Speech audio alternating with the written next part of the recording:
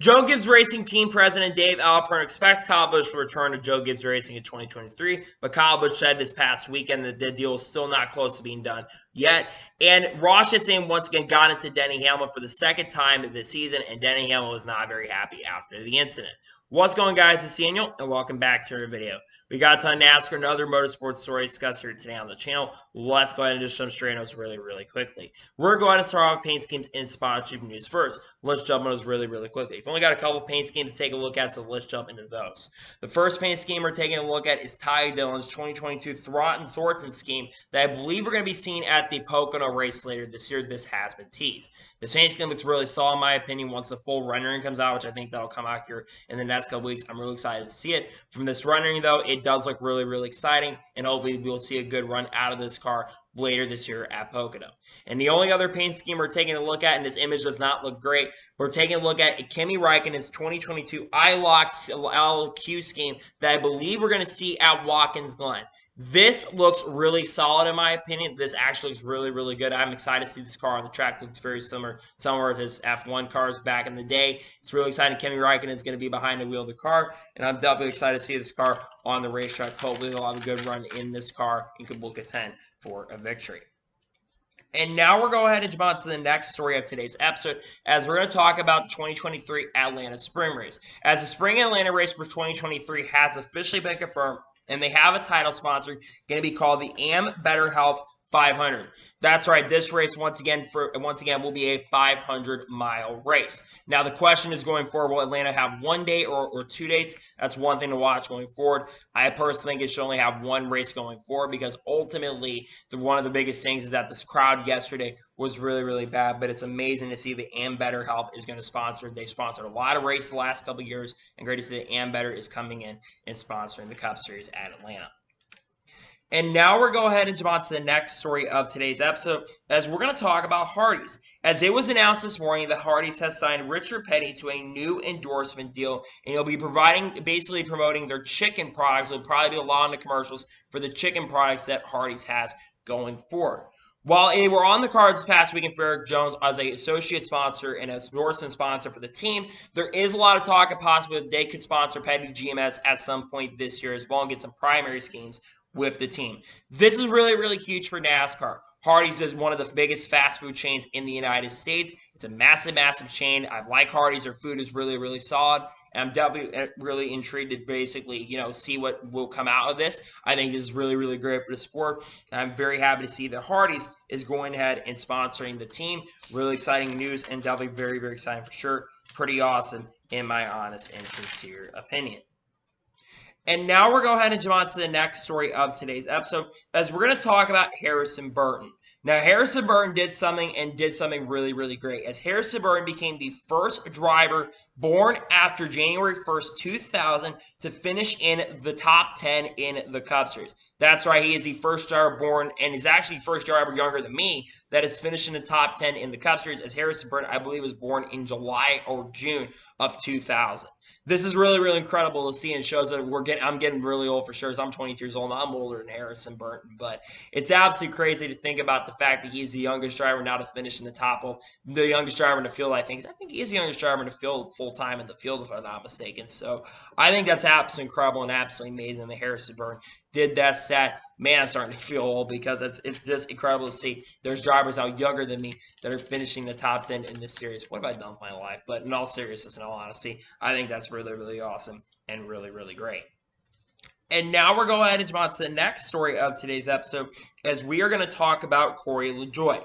As Corey LaJoie revealed very recently that he's going to be racing in the Whelen Modified Tour race at New Hampshire this upcoming Saturday. As this week in the Cup Series, he'll be racing in New Hampshire. He'll be competing in the World Whelen Modified Tour race at New Hampshire. Now, Corey LaJoie has competed in Whelen Modified Tour races in the past. It's no secret. I think he's won quite a few races in the Whelen Modified Tour. He'll be driving for, I can't remember exactly which team he'll be driving for, but it's amazing to see that drivers are going out and competing in different respective series. That gets a lot of respect, and will basically bring a lot more, especially a lot of the Corey LaJoie fans are probably going to show up at this race as well. I think LaJoie's got a really good shot at winning the race. I think Doug Coby, though, is going to be in that event. I think Ronnie Silk, the second or third, will also be in the race. So he's going to have to beat those guys for the overall victory. And, of course, Justin Bonsignor is going to be in that event as well. So he's definitely going to have to beat him.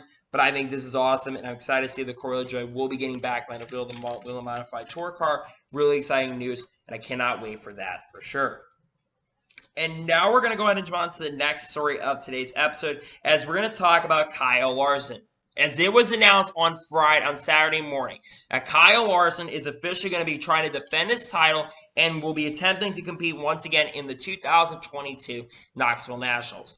Kyle Larson, along with the NASCAR Cup Series Championship, last year won a lot of major dirt events, including the Knoxville Nationals. The Knoxville Nationals is arguably the biggest event on the dirt calendar and the biggest sprint car event on the dirt calendar. Kyle Larson, in my opinion, definitely has a really strong chance of winning. He's been winning some dirt races this year. He's not been as dominant this year, though, on the dirt ranks as he's been in past years. But that's all. You're not always going to have a year like 2021 that Kyle Larson had. But he still won a lot of dirt races. And I think he's got a really strong chance at winning this race. He's a great driver. He knows how to get it done, and I think it's amazing to see that he will be competing in this event. I'm excited to see him get back behind the wheel of the car. I think this is amazing, and I think that I think he absolutely is going to be a threat to win, and I think he'll have definitely a really strong chance of winning the World of Outlaws Knoxville Nationals in 2022. And now we're going ahead and jump on to the next story of today's episode, as we are talking about Hailie Deegan. As Hailie Deegan did something for the first time this season. She scored her first top 10 this season and became the first female to have multiple top 10s in Camping World Truck Series history. She finished 10th at Mid-Ohio.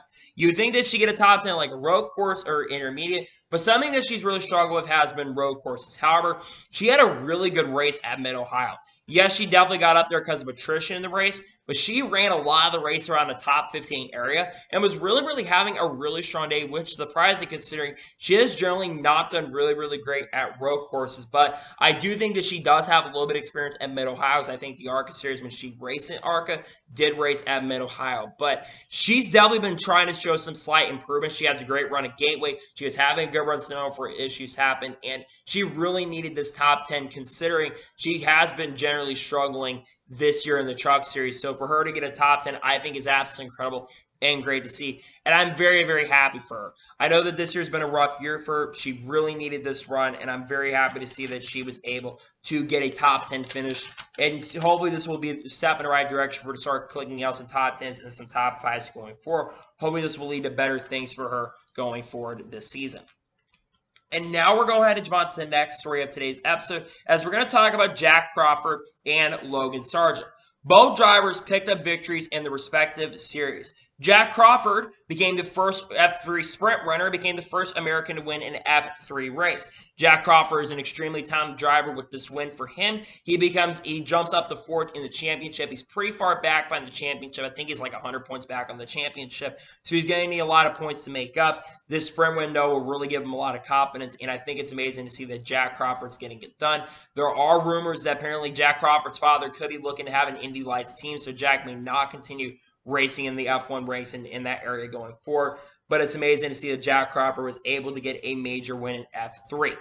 Logan Sargent, who picked up his first career F2 win, basically was not originally the winner of the race. I think it was Richard Van Thorn who was originally the original winner of the race, but it was found out that Richard Viscure, the guy who originally won the race, he actually got disqualified, meaning the guy finished second at the time. Logan Sargent picked up his second straight F2 feature win. Logan Sargent's really starting to come alive in this championship. He has either finished 7th or 1st in the last 4 races and has not failed to finish outside the top 10 in a points position in a very long time. Now, Logan Sargent currently is around 40 points behind the championship. I currently believe the championship leader is Filip Dragovich at this moment. But if he continues these really strong runs, he could definitely really challenge for the championship right now. I think Logan Sargent is an incredibly talented driver who could go to Formula One here in the next couple of years. Potentially could happen next year if he continues this really strong run. Who knows? But I've been so impressed with Logan Sargent this year. The guy's had so much bad luck this year, and to see him finally going out there and winning is absolutely awesome and great, and I'm excited to see that they won. Congratulations to both drivers on picking up victories in their respective series. And now we're going ahead and jump on to the next story of today's episode, as we're going to talk about Goodyear. Now, Bob Puckers put out a tweet this past Friday talking about Goodyear. And he's been asking a lot of questions about Goodyear. They've had a lot of struggles this year on pit road. He says that contract right now is up with NASCAR for Goodyear, and they're expecting or in talks to potentially renew. If a new tire was to come into the series, it probably would have already been announced by now. So Goodyear is anticipated to have a contract with NASCAR. Goodyear has been the essential tire supplier for NASCAR, I believe, since around 1995 or about 25 years, because remember, the last time there was a tire war was in 1994. I know Hoosier's been in question, and Firestone could at some point take their place in NASCAR. However, Goodyear has a really long commitment with NASCAR, and they're forever probably going to leave NASCAR, at least for the foreseeable future. And I anticipate the contract is probably going to be really, really long. The reason people want to know about Goodyear is because Goodyear this year has generally really, really struggled with their tires. Tires have been having issues left, right, and center. We saw multiple tire issues this past weekend, at least in the Cup Series at Atlanta Super Speedway, now technically Super Speedway race. And honestly, I just want to see Goodyear get their stuff together. Again, we're almost 20 races in a year. We're finding out that basically the tire pressures are more the issue than anything else. So we'll see how long they stay. I think the contract is going to be much longer, but I find it definitely interesting that they're looking at that in the future. And now we're going ahead and jump on to the next story of today's episode, as we're going to talk about Ty Dillon. As according to the NASCAR roster portal, and it was reported by Nathan Solomon, who worked for the Podium Finish, it was reported that Ty Dillon is going to drive the 48 for Big Machine Racing this weekend at New Hampshire. I do believe this will be the first race that Ty Dillon has raced in the NASCAR Xfinity Series this season, as currently he drives the 42 for Petty GMS Motorsports. Ty Dillon will be looking to get some experience in the series. Of course, 48 team has got a major association with Rich Cho's Racing. That's why guys like Tyler Reddick and both the Dillon brothers have been getting behind the wheel. Now, I'm not anticipating Ty Dillon to do as good as Tyler Reddick's done in the car. I anticipate this car probably not even contending for the victory. I think a top 10 or top 15 could be a really strong goal for Ty Dillon. But I will say that he had some really impressive races last year in Xfinity with the 23-hour motorsports car and also with the 31 Jordan Anderson racing car. So he could be a major surprise, and he could do really, really well. And I really do hope he does really, really well, because I think Ty Dillon is a very decent driver. He's not as bad as people make him out to be. I know a lot of people don't like him as much, and I understand because he's a driver that has a lot of funding and sponsorship behind him. But I think Ty Dillon will have a pretty solid run in the 48 car. Hope he does, because it'd be really good for the team, and hopefully Ty Dillon does really strong. I think a top 15 would be a good run, though, for the 48 team. And now we're going to go ahead and jump on to the next story of today's episode, as we're going to talk about Joey Logano. As it was revealed on Friday that Joey Logano is going to commentate the SRX season finale race at Sharon Speedway. Now, basically, the commentary team has been, at this point, officially revealed. I believe Willie T. Ribbs is going to be dubbed in the booth this weekend at I-55 Speedway. They've had Connor Daly in for 2 or 3 races so far this year, and Joey Logano is going to commentate the season finale. Of course, he'll be up there when his teammate, Ryan Blaney, who's in the Cup Series, Ryan Blaney will be competing in the season finale, along with Chase Elliott and, of course, Ryan's father, Dave Blaney.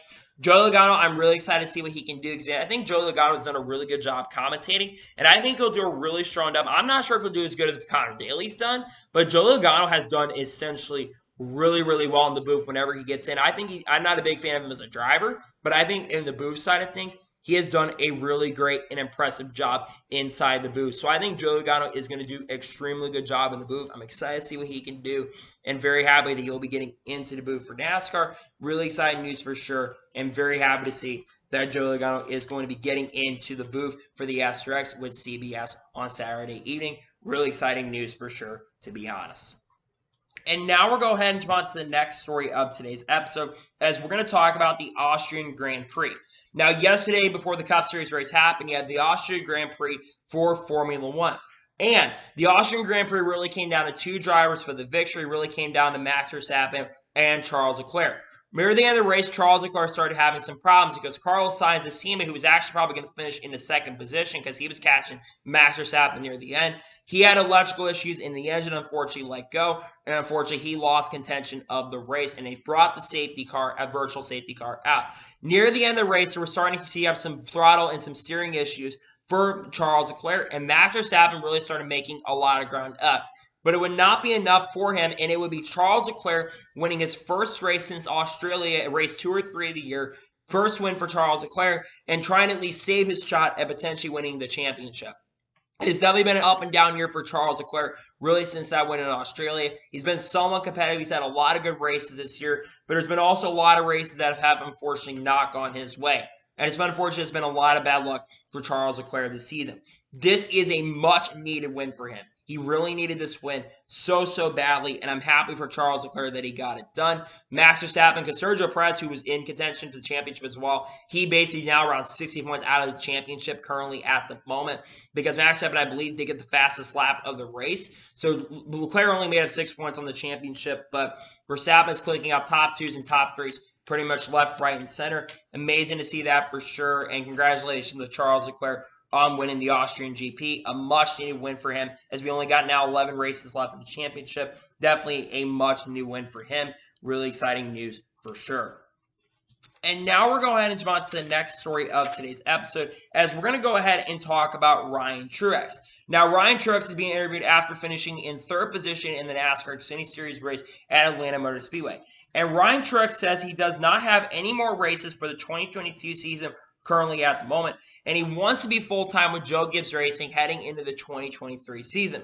Ryan Truex so far this year has made 6 starts in the NASCAR Xfinity Series, 5 of them with Joe Gibbs Racing, and was not supposed to race in the NASCAR Xfinity Series race at Atlanta Motor Speedway. I believe another driver in the Cup Series perhaps was being planned to run in that car, but they decided to put Ryan Truex back in the car. And Ryan Truex performed at a pretty good level. While Ryan Truex has not been as good as guys like as good as guys like John Hunter Nemechek have been, or even Trevor Bayne have been, he's been very solid so far in the NASCAR Xfinity Series. And I would love to see Ryan Truex get a full-time opportunity in the NASCAR Xfinity Series. I think he's a very talented driver who really hasn't had that big break that he's been really deserving. And I think that's one of the things that unfortunately hurts, because I really like Ryan Truex. I feel like Ryan Truex has been kind of forgotten over the years, because again, Ryan Truex has not been as successful as his brother Martin Truex Jr., of course, is a NASCAR Cup Series champion. And MTJ, of course, he is returning to the team next year. So they're definitely that connection really come into play. And we saw Auto Owners Insurance sponsor him. So there's potential that they could have Auto Owners Insurance sponsored for the whole 2023 season if the option becomes available. And if the potential Ty Gibbs does go Cup racing next year, he could take that 54 ride. Who really knows at this point? But I really do believe Ryan Truex does deserve a full-time opportunity in the NASCAR Xfinity Series. He's been really solid, and I do hope he does generally get that opportunity to race in the Xfinity Series with the team. He's a great driver, and I hope he does get that opportunity to race full-time in the Xfinity Series with Joe Gibbs Racing. It would definitely be really awesome, to be honest with you. And now we're going ahead and jump on to the next story of today's episode, as we are talking about McLaren. Now, Adam Stern this morning reported an article from Andrew Benson, who currently works in Formula One. And Andrew Benson's article, it basically says McLaren is said to be exploring options for 2023 in case Ricciardo decides he does not want to continue in Formula One. This, of course, is in an article with Colton Herta, basically testing a McLaren this week. However, Colton Herta has a contract right now through 2023, so there's not, as of right now, a potential for him to go to F1 at least till 2024. However, there is more than likely, what is going to more than likely happen by 2024 is more than likely Colton Herta is going to end up in Formula One. The big question is, will he be with McLaren? That's one thing to watch. Daniel Ricciardo right now does have a contract with McLaren through 2023. However, Daniel Ricciardo has really been struggling this year, even worse than he did last year. Daniel Ricciardo has only scored 17 points up to this point this year, and is currently sits 12th in the standings. Meanwhile, his teammate, Lando Norris, is currently sitting 6th in the championship with, I believe, 47 points. And Lando Norris has been on average about 3 or 4 tenths quicker on average of pace every single race this year, which is definitely unfortunate. Daniel Ricciardo, I thought when he went to McLaren, was going to be as good as guys like Sergio Perez and Carlos Sainz have been. So it's really disappointing to see that Daniel Ricciardo has been generally struggling this year with the team. Now, if Daniel Ricciardo leaves, I think he can come to NASCAR and race on a part-time basis. I know that he really wants to race for Junior Motorsports. There's also potential that he could drive the Project 91 car next year. That definitely is a big option. However, I think there's a good chance he returns to McLaren heading into next year. The other big question is, if he doesn't return, though, who could take the ride? The article mentions 2 drivers who could get into the ride, one of them being basically Alex Albon, who currently drives for Williams. Alex Albon has been really impressive with Williams this year. He has made that car a points contender. And Alex Albon really has not lost a step since leaving Formula One last year. He's been really solid. And then, of course, you also have apparently Valtteri Bottas is being, especially Valtteri Bottas are also being considered as potential options, which would definitely be really, really interesting. And then, of course, you have Oscar Piastri, who has been also really impressive this year. It's a shame he's not racing full-time this year, and he's not even in racing right now, which is unfortunate. But I really do, in all seriousness, believe that Ricciardo will come back for one more year. I think they want Colin Herter in there, right? But Colin has one more year with Andretti Autosport to try to win a championship over there. I don't think he's going to win the championship this year in the IndyCar Series. So we'll see what happens going forward, but this is something that we're going to have to watch going forward and to see if Daniel Ricciardo returns. If he doesn't return, I do anticipate it probably will be Colton Herter or probably a guy like Oscar Piastri going in, or maybe Alex Albon goes in. Who really knows? But this is definitely a story we do have to watch going forward. And now we're going to go ahead and jump on to the next story of today's episode, as we're going to talk about Sage Karam and Noah Gragson. Now, Sage Karam and Noah Gragson were being interviewed about what happened at Road America, and Noah Gragson first said that it seems like he and Sage, they talked, and it seems like they're on good terms. Sage Karam basically reiterated the same thing and says that he talked to Noah, and they basically have buried the hatchet about what happened at Road America. Let's talk about what happened at Road America. So if you watched the NASCAR Xfinity Series race at Road America, you probably basically saw what happened between Sage Karam and Noah Gragson. Noah Gragson got really, really frustrated after basically getting, I think, run off the track by Sage Karam, and he came back onto the racetrack and caused a 13-car wreck, and Sage Karam and a lot of drivers were really unhappy with Noah Gragson. Noah Gragson was then announced he would get a penalty, I believe on Wednesday of this week. It was announced he would get a $35,000 fine and a 30-point penalty. Now, Noah Gragson made up a lot of his points this past week in Atlanta Motor Speedway, as he scored a lot of stage points, had a really strong run this weekend. Now, it's good to see both these drivers are really buried hatchet from what happened, because Sage Karam isn't a full-time driver, but Sage Karam, I can't blame him for being upset in that race, because Sage Karam had been really having a really strong run at that point.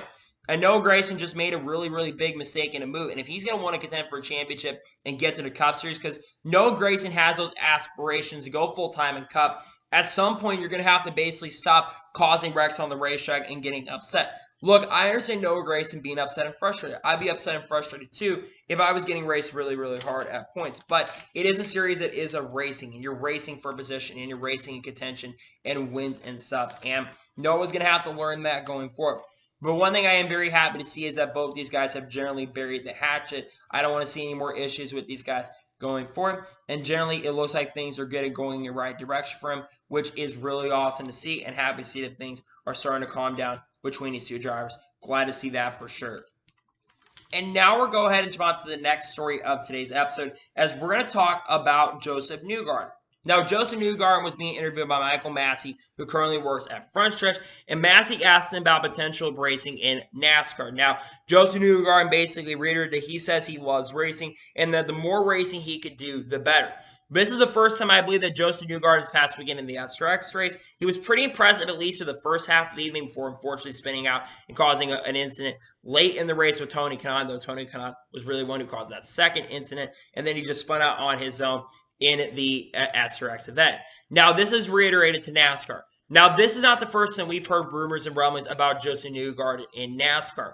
Joseph Newgarden back in 2019 tested at the Charlotte Roval, actually did some IndyCar laps at the Charlotte Roval, and he said at the Charlotte Roval that basically said, I would at some point maybe come out and try a NASCAR race or two.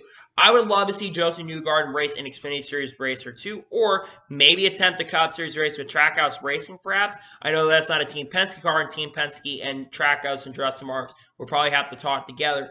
But I would love to see Joseph Newgarden come and race in NASCAR. I think Joseph Newgarden is doing incredible in IndyCar right now. In fact, he's definitely a guy who's probably going to get close to Scott Dixon's record when it comes to championships and wins right now, because he's won, 23 races, I think, in IndyCar, which, again, that's up there. And he's only, 30 or 31 years old. So he has so many years left to get it done. But I would love to see Joseph Newgarden, like his team at Scott McLaughlin, I would love to see Joseph Newgarden come over and race in NASCAR in at least a few races. I think it would be amazing. Really, really incredible. Really, really awesome. And I do hope he does get that opportunity to race in NASCAR someday. I think he's a great driver. He deserves an opportunity at it. And I hope Joseph Newgarden does get an opportunity to race in NASCAR in the future. And now we'll go ahead and jump on to the next story of today's episode, as we're talking about Marco Andretti.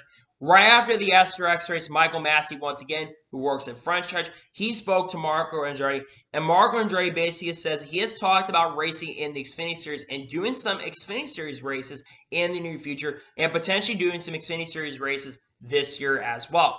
Now, Marco Andretti's been racing in the SRX so far for the last 2 seasons, and I think he's been generally one of the more impressive drivers we have seen this year. In fact, Marco Andretti this year has, I believe, led the most laps so far in the SRX season so far, and has finished in the top 2 or top 3 in pretty much every single race this year, and has not won a race this year, but has been very close to winning. Now, this is not the first time we've heard rumblings and rumors around Marco Andretti potentially racing in the Xfinity Series. Back last year, there was a major rumor that Marco Andretti was potentially going to get into a Stewart-Haas racing car, a second SHR car for the NASCAR Xfinity Series. There was a wild rumbling and rumor that Stewart-Haas Racing was going to open up a second Xfinity Series car and was going to run around 10 races with guys like Tony Stewart in the car, potentially Marco Andretti, and also Hailie Deegan at one point was rumored to get in the car. I have no clue what happened, but that never really came to fruition. Now, I still think that potentially is what the ride he's talking about, potentially getting behind. And I would love to see Marco Andretti race in the Xfinity Series, and this would add another driver to the open wheel invasion. And he's having such a great career resurgence because I think this SRX is really showing, hey, Marco Andretti knows how to get it done. I know IndyCar did not go great for him, but he's really improved himself as a driver in the SRX. I know he's won the track, different series, and going to different forms of racing as well. I think it would be absolutely amazing and absolutely great if they could get a guy like Marco Andretti over to the NASCAR Xfinity Series. I think he knows how to get it done. He's overall a really good driver, and I really hope he does get that opportunity to race in the NASCAR Xfinity Series in the future. He's a really great driver, and I really do hope he gets an opportunity to race in the NASCAR Xfinity Series because I think it would be absolutely amazing, to be honest with you. And now we're going to go ahead and jump on to the next story of today's episode, as we're going to talk about Trackhouse and Project 91. Now, a good friend of mine, Taylor Kitchen, who was at the NASCAR Truck Series race, asked Trackhouse team owner Justin Mars about the Project 91 car. And he responded basically saying the Project 91 car is not going to be a charter car, but it's also a brand expansion car to bring other drivers into the series. Basically, he also reiterates that basically the plans for the Project 91 car is that this year it's only going to be one race that they're going to run that. Of course, that's going to be with Kimi Räikkönen. We talked about they'll be driving an ILOC car in that event. He also did get asked questions from her about potentially expanding to a third car to a charter entry. He did say that talks about a third full-time car are in conversation, but he says they're not in the immediate future. And when a brand wants to come in and sponsor the team and get them a third entry, that will be in talks. Let's first start talking about this Project 91 car, because the plan for the Project 91 car, at least like as of right now this year, the plan is only run one race, and that is going to be with Kimi Räikkönen. Justin Marks said that they're hoping to run all the road course races next year and potentially run maybe like the Daytona 500 in a couple races as well. The goal for the Project 91 car is to run around 6 to 8 races in 2022 with a lot of different drivers. A lot of drivers are being opened up for consideration for the ride. Marcus Ericsson's been in conversations. Julio Castroneves, that's a big rumor that he could potentially get in the ride, and we think that could be a possibility. Jimmy Johnson definitely potentially could get into the ride next year. There's also guys like Joseph Newgarden who could get in the ride next year. We also know other drivers like Daniel Ricciardo could have an opportunity and could be an option to get into the ride as well. But this is definitely a story we're going to be following over the next couple months because I think you're going to see a lot of different names and drivers get behind the wheel of this car next year. How many races this team does, that's going to be something to watch. Now, getting to a third entry for Trackhouse Racing on a full-time basis, I think Trackhouse Racing needs to first focus on having the two cars. Yes, they've been really impressive, but you don't want to overexpand your team. I think having a third part-time car, the Project 91 car, makes a lot of sense. It's kind of its own teaming and own brand. Of course, Darren Grubb will be the crew chief on that car. But I think Trackhouse is being smart here by not over-expanding. And again, you have to think about the charter cars as well. Charters are really hard to come by right now. Charters are being rumored to be around $15 million. The next charter is being rumored to be around $15 million. So it's something that we'll see going forward and see what happens. But I do believe that we'll see a third. I think we'll see a third Trackhouse, full-time Trackhouse car in the future. The question is when. Who really knows at this point, to be honest with you. And now we're going ahead and jump on to the next story of today's episode, as we're going to talk about Henderson Motorsports. Now, Henderson Motorsports picked up a massive victory this past weekend with Parker Kligerman, and Parker Kligerman won his first road course truck series race and picked up his third career NASCAR Camp Road Truck Series race. Park Kligerman is definitely one of the most underrated drivers, and he was asked a question by the media this past weekend about the potential of Henderson Motorsports going full-time in 2023 in the Truck Series. And Park Kligerman says that Henderson Motorsports team would love to go full-time in 2023 in trucks and are exploring options to make it happen. I really hope Henderson Motorsports goes full-time and they keep Park Kligerman behind the wheel. Parker is an extremely talented driver. In fact, I think he is the most underrated driver in NASCAR today. He always gets the best out of his equipment. He got a top 10 with the Emerling Gase car, which that car struggled this year in Xfinity. He got a top 10 with that team. And was so competitive in this past weekend in Mid-Ohio, led the most laps the team has ever led in a race. They dominated the race, almost led the whole entire race. They had to hard charge, basically off a really hard charging Zane Smith. Park Kligerman put up a dominating clinic in that race. Now, this year, Henderson Motorsports, I believe, is planning to run 13 to 14 races by the end of this year out of the 23 trucks, 22 or 23 Champion World Truck Series races. And one of the reasons they're not going full-time as an outlaw, they didn't go full-time this year, is basically because of the fact that they're looking to go out there and try to compete for victories. They're going out there to win races. They're not going out there to compete for a full championship. But I do believe Henderson Motorsports actually can compete for a championship and still win races. If they go full-time next year, I would definitely put Park Kligerman as a championship favorite. Yes, that's going to be tough because Henderson Motorsports probably won't be as competitive as they've been. But at the same token, at the same time, I really want to see this happen. Parker deserves a full-time opportunity. And at the same token, same time, I really hope Park Kligerman does run potentially even maybe full-time with like a Cup Series or an Xfinity Series team. He should be full-time with a top-tier team. The fact that teams have not taken an option on him to run full-time with their team is an absolute disgrace to this industry. He is an incredible talent, amazing driver, and absolutely deserves to be behind the wheel of one of these cars. He's a great driver, has so much potential, has a lot of talent, and deserves to be full-time. And again, Henderson Motorsports looking to run full-time is great to see, but I really want to see Park Kligerman in a really, really awesome and a competitive car. I really hope he gets that opportunity and that option to do that because I think he's a great driver. He's talented and deserves to go full-time in the series, regardless of who it is. He definitely needs to be full-time in the series, regardless, going forward. And now we're going to go ahead and jump on to the next story of today's episode, as we're going to talk about the Chicago Street Course. Now, we'll be talking about the driver reactions here in just a second. We're going to first start with the really controversial quote. We already know at this point that basically Chicago Street Course is more than likely going to be added to the NASCAR schedule in 2023. And according to reports from The Athletic, the rumor is that basically it's going to be a 3-year deal from 2023 up to 2025. Brian Hopkins, who is one of the aldermen, basically an alderman is one of the higher up in the government in that city. Brian Alderman basically says that he basically fears a city-sanctioned race would egg on participants in a subculture that thrives on becoming celebrities by posting daredevil stunts on social media. And basically his quote below was like, talk about like whack or drive. This quote is one of the dumbest quotes I think I've generally heard in my entire life. I don't get it. No one's going to basically pull a NASCAR stunt and go street racing. I don't get what the heck this guy's talking about. So that comment was really, really stupid and one of the more controversial takes. But I will say I'm with most people that I don't want Road America gone. Now, let's talk about what drivers basically said. Now, drivers, they reacted to the news. I actually was really surprised at how much positivity there was for the event. Michael McDowell, big fan of the street course idea. He was a big fan of it. We saw Austin Cindric. He's kind of open and supportive of a Chicago street course idea. Chase Elliott is open for it, but also says this event is going to have to succeed and needs to succeed for this race to be around long term. William Byron, very, very skeptical. Basically said he was a little skeptical, not sure if the racing is going to be great.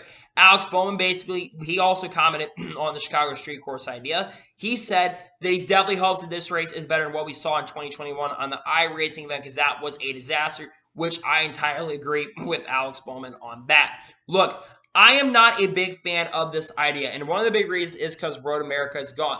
I want this event to succeed. Do not get me wrong. I want this event to succeed going forward. But at the same token and same time, I don't want Road America gone because that is heavily rumored right now to be gone. And I'm not sure if this event is going to succeed long term because government changes in government power. And Chicago fans, I'm not sure if they're going to stay long term. But at the same token, at the same time, I'm definitely open for a street course race. I'm just not open for a Chicago race. I'd rather go to Chicagoland, but there are rumors that Chicagoland could be coming on the schedule as early as next year. Again, there's been some wild rumblings and rumors in the industry about it. And there's also potential of that coming back. But Again, I understand what they're trying to do. They're trying to appeal to the casual fan, and they're doing it for TV ratings. But at the same token and same time, I really don't want to lose a Road America race over a Chicago street course race. That's really where I stand. Because Road America, while the racing wasn't fantastic, the crowd was great. And I think the racing is not going to be great, which is why I think the street course race should be at Long Beach. I think the racing better at Long Beach. It'll probably be hard to pass. I think the race should generally be at Long Beach. But it's not my decision. It's NASCAR decision on what they want to do. But at the same token, at the same time, if I was running the schedule, I personally would not have Chicago street course and bring it to a track like Long Beach or St. Petersburg because there's potential for more passing and more potential passing areas on the track. But that's one thing. We'll wait to see what happens. But it does look like this is going to go through, and a lot of drivers seem open to it, which is very surprising. Also, some drivers are a little skeptical of it, which is not a major surprise to me either, to be honest with you. And now we're going ahead and jump on to the next story of today's episode, as we're going to talk about the 2023 NASCAR Camping World Truck Series schedule. Now, Chris Knight, who basically runs, I think, Front Stretch, Chris Knight basically reports there's a lot of chatter in the Truck Series garage about the 2023 schedule, which is expected to see some shuffling and a potential return across the border. Let's start off with across the border. I think it's very obvious. There's actually two potential options that could be opened up. First one, apparently there's a rumbling and a rumor that a track in Monterey, Mexico apparently is being opened up, and potentially that could be ready for 2023 and 2024. So that potentially could be the option. However, more than likely when it comes to talking about cross the border, we're talking about a return to Canadian Tire Motorsports Park. The NASCAR Camping World Truck Series has not returned to Canadian Tire since the 2019 season. The last time we raced there, Brett Moffitt went to victory, and probably the most boring Canadian Tire race we have seen. No disrespect to the race. Racing just was unfortunately not that great. It was the worst one we've seen so far for the Truck Series at the track. We have not raced there the last 3 years. Reasons because of the COVID-19 pandemic. So I anticipate they are going to return to that track in 2023. Now, the big question is what road course race will probably go, because they're probably going to take a road course race away. I would assume maybe Mid-Ohio, perhaps, unfortunately. Maybe they're going to get rid of Dave from Sonoma again, or maybe they get rid of a track going forward. Who really knows? Now, the other big question is what other tracks are being considered for the schedule. I definitely think some of the local short tracks like South Boston could be up for grabs to go to. Maybe North Wilkesboro, perhaps. I know North Wilkesboro, they've been in the conversations. There's talk. And maybe North Wilkesboro could have the track ready to go. However, I'm not sure the track will be fully renovated, though. They are doing racing once again here. In fact, they're actually going to be starting racing at North Wilkesboro in the near future. In fact, next month, they're actually going to be racing. Dale Jr. is going to be racing down there, I believe, at North Wilkesboro. And, of course, other drivers in the junior camp. And a lot of people are also going to be there. I'd love to definitely be there for sure at that race there for sure. Also, maybe you can go to tracks like South Boston, perhaps, maybe other racetracks, local short tracks. Maybe I-55 Speedway gets on the schedule. I know they're going to be the SRX race. Hopefully, I'm there for that. But at the same token, at the same time, the schedule, I love it. The Truck Series is trying to shovel their schedule up along with the Cup Series and the Xfinity Series scheduled as well. I think having different types of tracks to go to is generally really, really good. And I really kind of hope and pray whatever they do decide when it comes to the schedule. I hope whatever they decide to do, they end up having a lot of success, and we'll see what happens going forward with the 2023 NASCAR Camping World Truck Series schedule. Now we're going to jump on to the next major story of today's episode, as we're talking about Aric Almirola. Now, remember we all thought that Aric Almirola was going to officially retire from the NASCAR Cup Series. Well, that might not actually be the case, as was reported on the NASCAR and NBC broadcast yesterday, right before the green flag dropped. It was reported there is apparently discussion about Aric Almirola returning to Stewart-Haas Racing in 2023 in the 10 car. Now, I think I talked about this on the channel a couple weeks ago that Aric Almirola said that there is a potential possibility of him returning. However, he said at the time that the team was trying to basically focus on trying to make the playoffs at the moment, which right now Aric Almirola is more than likely going to need a wings. I think he's outside of the points right now. I think he's about 60 points below the cutoff line. Or actually, he's 42 or 43 points back right now. So he still can make it on points, but he definitely has to improve to make the playoffs.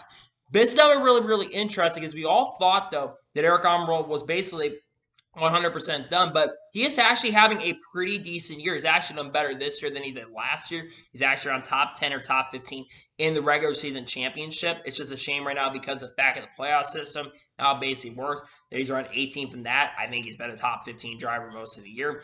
It's a shame right there. But I would definitely love to see Aric Almirola come back. I really would like it. Now, Do I think there's potential he does retire? Yeah, I think there's still absolutely that option of retiring. I think we'll officially know if he's going to retire or not once he makes the playoffs. I think he makes the playoffs. I think he's going to consider coming back. I really do. And I think there's another big reason why I think they're potentially right now, he's not officially confirmed. Smithfield.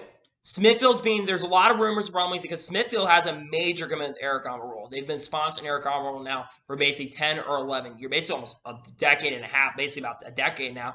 They really have been dropping their sponsorship with Stewart Haas Racing. If you notice, Smithfield has been sponsoring Stewart Haas Racing a lot less this year. Now, we do know the Smithfield, they have a less of a commitment this year when it comes to sponsorship of Eric Almirola. They basically drop, I think, to around 25 races this year altogether. But it seems like they have not sponsored Eric Almirola, I believe, really since around before the break. So it's been a while since they have sponsored Eric Almirola. So that's one thing I think that is generally going to hurt a driver who could go to the 10 car. No, I still think Ryan Preece is definitely in the running to get into the 10 car next year. There's definitely a big rumbling on that. John Hunter's also been rumored and rumbling in the industry that he could get into the 10 car as well. But there's also a chance Eric Almirola comes back. I think right now the reason that Eric Almirola has not officially decided if he wants to retire or not, I think it all really depends on how the rest of the season goes. Now, if Eric Almirola really starts struggling the rest of the year, I think he's going to 100% contain his decision.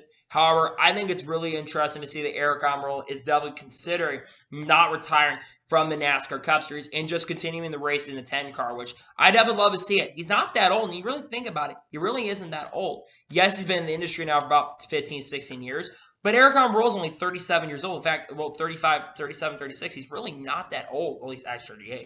But Eric Almirola really isn't, when you think about it, is not really that old. Is still young enough to race. In fact, he could still peak right now in his career if he was to continue. So this is something we're definitely going to have to watch going forward and see what happens. But I think there's a chance he could come back, also a chance he retires. So this is one thing to watch. But the fact that he's considering not retiring from the Cup Series is definitely really, really incredible. But we're just going to have to wait and see how happens. I still think more than likely he will retire. And I think that will come down if he makes the playoffs or not. But I think it'd be awesome if Eric Almirola did come back at least for one more year in the Cup Series and start pulling the Mark Martin Tour, which, funny enough, they both drove the 1 car in 2007. So maybe Eric Almirola is learning the lessons from Mark Martin when it comes to that. And now we're going to jump on to the first of two major stories in today's episode, as we were talking about Denny Hamlin versus Ross Chastain. Now, remember when at Gateway, Ross Chastain really felt bad about what happened to Denny Hamlin? Well, they got into it once again this past weekend at Atlanta Motor Speedway. Near the end of the race at Atlanta Motor Speedway, Ross Chastain started getting pretty much in a lot of people, including Denny Hamlin.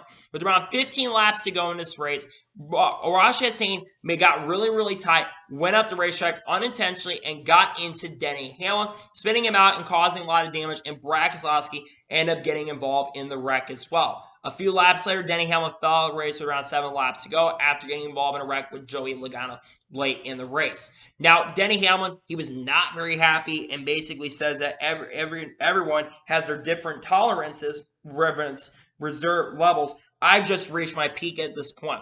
And has basically said that the payback is going to come at the right time for him and Ross Chastain. He basically says, you make decisions. You make decisions on what moves you're going to make, and he made decisions. He said that on the radio too. He made decisions, and he made decisions right there. Now, Ross Chastain is not making a lot of friends out there. Let's just be honest. Now, Ross Chastain basically never was asked about what happened there. Well, I think he was asked later. He said he felt a little bad at Gateway. He did feel a little bad about what happened, but he felt like the Gateway was a different situation. Now, like I mentioned, this is not the first time that he and Denny Hamlin and Ross Chastain have gotten into each other at a race. Go all the way back to Gateway earlier this year, where basically Ross Chastain and Denny Hamlin got into each other there, and they had an incident between each other in that race, and Denny Hamlin was very unhappy with Ross Chastain with that move, and he said that payback at some point is going to be coming. Ross Chastain has been getting into a lot of drivers this year, especially over the last recent weeks. There's at least 7 drivers that he has at some point made angry and upset this year. Denny Hamlin a couple times, Kyle Larson once or twice, Mark Truex Jr. 2 times because he got into Mark Truex Jr. early in the race. Austin Dillon's been pissed off once or twice in him this year. Eric Almirola and his team not been happy. And AJ Allmendinger has also been pissed off at him as well. And going into the playoffs, 3 or 4 of these guys are already locked into the playoffs. Chastain's locked in there, but also Kyle Larson, Chase Elliott, Denny Hamlin, and Mark Truex Jr. are all also locked in. And some of these guys are championship contenders. they're not going to cut him a break. And a lot of people are not fans of Ross Chastain in the garage. Now, look, I like Ross Chastain. I think he's an extremely talented driver, but he's being way, way too aggressive. And these kind of moves you can get away with back in the day when you're driving an underfunded car. This is a top-tier car in the Cup Series, and you're a championship contender. If you don't calm this aggression down at some point, you can still be aggressive, don't get me wrong. But if you don't calm this aggression down at some point, Ross, you're going to lose a championship. You're not going to, you're unfortunately going to lose a championship because these drivers are not going to race you nice. And this is going to unfortunately come back and haunt him, I think. This could haunt him going into the playoffs. And if Denny Hamlin dumps him some, which I think it's going to happen, I think if Denny gets turned again, I think he's going to, in the same race, dump him. Because Denny Hamlin has a tolerance now. Denny Hamlin a lot of times just talk and say things out of his mouth basically for media pieces. But at the same token, at the same time, I do believe that Denny Hamlin is going to at some point retaliate against Ross Chastain. Do what basically Kevin Harvick did last year, which I did not entirely agree with what Kevin Harvick did last year to Chase Elliott. But I think at some point, Chastain's going to probably pull that, get done, do another move, and someone's not going to put up with it. Nearly a quarter of the charter cars, in fact, if 2 more cars get wrecked, that's a quarter of the charter cars, have had an issue with Ross Chastain this year. There's probably more people that Ross Chastain has generally been made mad this year. And like I mentioned, I think Ross Chastain's a great driver. He deserves the 1 car. He came from the rags to riches story. I like Ross Chastain. But Chastain has to calm down with this aggression. If he continues to be aggressive like this, he's not going to win a championship. He's not going to get far in championship going forward, and it's really just unfortunately to come back and haunt him. I'm really scared for Chastain going into the playoffs. I think it's unfortunately, again, he's got to calm it down. The aggression, he's over-aggressive. He's way over his head, and he's tearing up a lot of equipment as well, and especially with the shortage issues going on in the NASCAR Cup Series right now. So there's still some shortage issues, though it seems like it's improved. There are still shortage issues. He's got to calm that aggression down. He really, really does. He can still be aggressive, make aggressive moves. Sure, everybody makes aggressive moves. But if he continues to make over-aggressive moves, he's going to get turned at some point. He's driving it over his head. He's not making any friends out there. He's gotten into a lot of issues with drivers. And theoretically, at some point, things are going to go wrong for him going forward. And it's going to affect him in the championship. And I don't know if Ross Chastain will win a championship if he continues to race like this, to be honest with you. And now we're going ahead and jump on to the final major story of today's episode as we're talking about Kyle Busch. Now, we haven't talked Kyle Busch much recently on the channel, but there has been an update in regards to the Kyle Busch situation. Technically, 2 updates around the Kyle Busch situation. Now, on Thursday of this week, Dave Alpern was speaking to the media about Kyle Busch in regards to sponsorship and the contract situation. And basically says that they want Kyle Busch back in the car in 2023, and they expect that Kyle Busch will be back in the 18 car in 2023. But Dave Alpern did reiterate to the media and basically did say that basically sponsorship is going to be the major key for this to happen. The major thing is they're working on sponsors. They've had some sponsors they've been talked to, and they said the sponsorship is not an issue. The sponsors that they want, they're not an issue. It's just getting that down and basically having a sponsor that's going to pay a ton of money, basically the same money that M&M's is basically applied. Now, we talked about a couple months ago, they said a major technology company was close to signing a major deal with Kyle Busch, but it does not seem like that deal has come through at this moment. However, this past weekend, it was reported during the NBC broadcast, Kyle Busch says the deal is not close to being done for 2023. Now, Kyle Busch could definitely be speaking out of his mind and basically speaking to the media, trying to create some media pieces and basically trying to create stuff for us to talk about, but Kyle Busch could absolutely be right. Here's the thing, though. We are getting into the middle of July now, and the fact that Kyle Busch has still not re-signed with Joe Gibbs Racing yet is definitely a little bit concerning. Because the reason that Kyle Busch, why it's a little bit concerning right now, is because of the fact that we're getting into the later portion of the season, especially with the playoffs coming around, and this could affect Kyle Busch's performance. Look, Kyle Busch's last 4 or 5 races. Kyle Busch had 4 or 5 races where he's finished outside the top 10. In fact, he's not finished in the top 5 since Gateway before the basically last 4 races have not gone right for Kyle Busch. Now, to be fair, at Nashville, he was contending for the win. It was just a bad pitch strategy call that Joe Gibbs Racing generally made. At least their wheels basically set up unlike Bubba Wallace's picker this past weekend. But I think there definitely are distractions playing a factor. And I think the pressure is also on for Kyle Busch and his team to get something done. Because basically Mark Truex Jr. announced a couple weeks ago that he was returning to Joe Gibbs Racing heading into 2023. 2023. He'll be back with the team next year, and that was confirmed to the media. So that's another reason why I think there's a lot of concern about this. And again, there is a potential Kyle Busch also leaves. Now, if Kyle Busch leaves the team, where does he go? Obviously, there's not a lot of rides available. He could go to the Truck Series and win a championship, but I still think Kyle Busch's talent is still wanting to be available in the Cup Series, and I think he could still win another championship or two in the Cup Series. He's only 37 years old, so he's still young enough to win Cup Series championships. Now, I still think it's very likely that Kyle Busch is going to return in 2023. I think it's very, very likely. Now, the big question is, if Kyle Busch does not return to Joe Gibbs Racing, who takes over the 18 car? I think it's very obvious at this point. It'll be Ty Gibbs. Now, Joe Gibbs Racing wants Ty Gibbs to stay in the full-time in the NASCAR Xfinity Series next year. They want him to stay full-time next year because they want Ty Gibbs to continue to grow and mature. But Ty Gibbs is generally maturing and growing before our eyes. He has won 4 races so far in the NASCAR Xfinity Series this year. He has scored a lot of victories and had one of his most cleanest races recently at Road America in Battles. And he did not go off on the media. He got turned but basically in a wreck of Riley Herbst. And he basically was very smart to not say anything and was really, really smart to basically keep his mouth shut, which I think is really, really smart for a driver like Ty Gibbs who's trying to prove himself. Ty Gibbs is basically trying to have that mentality of showing maturity now because we already know that Ty Gibbs is over-aggressive and sometimes drives him way over his head. He's learning a lot more. He's raced drivers more clean. He's not getting mad at drivers anymore. He had an incident with Sam Mayer. Wasn't mad with him about it. That shows that Ty Gibbs is showing maturity, and we know that Chris Gale, I think is his crew chief, was basically told him, choose your battles wisely. You can be aggressive, but choose your battles wisely when you do go out there. And a lot of drivers are not fans of Ty Gibbs. He's trying to get that reputation back, basically trying to get it back, which I think makes a lot of sense. Now, ultimately, I still think, though, Kyle Busch is going to return to the 18 car. I think Ty Gibbs by 2024, though, regardless, though, will be in the NASCAR Cup Series racing on a full-time basis for Joe Gibbs Racing, because I think Mark Truex Jr. is going to retire. But back to Kyle Busch.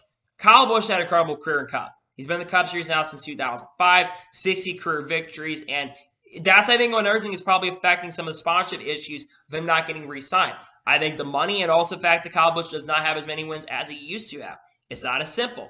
But we wouldn't be having this conversation if M&M's is staying around. That's the thing. With M&M's leaving the team, that's why these conversations are generally happening. So this is something we're going to be continuing to follow going forward in regards to the Kyle Busch saga. Again, I still expect that Kyle Busch is going to return heading into 2023 to the 18 car, but this is something long-term we're definitely going to have to watch going forward. We'll be watching the story, but I still think Kyle Busch returns to Joe Gibbs Racing in 2023. So, anyway, that is going to be it for today's NASCAR and Motorsports video. I want to thank you guys for watching. Please subscribe to the channel, notification on to be notified when a video does go live on my channel.